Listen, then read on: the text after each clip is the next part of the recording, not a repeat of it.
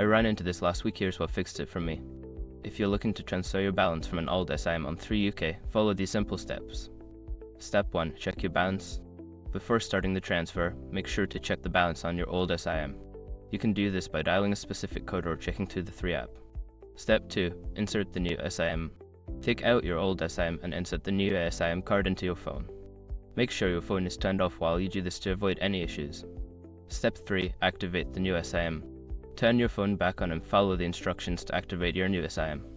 This usually involves sending a text or calling a specific number. Step 4. Initiate the balance transfer. Once your new SIM is activated, call 3 customer service or use the online chat feature to request a balance transfer from your old SIM. Be ready to provide your old SIM number. Step 5. Confirm the transfer. After requesting the transfer, you should receive a confirmation message once the balance has been successfully moved. Keep an eye on your new SIM's balance to ensure everything went smoothly. Sometimes, the transfer can take a few hours, so don't panic if it doesn't show up immediately. If you run into any issues, don't hesitate to reach out to customer support.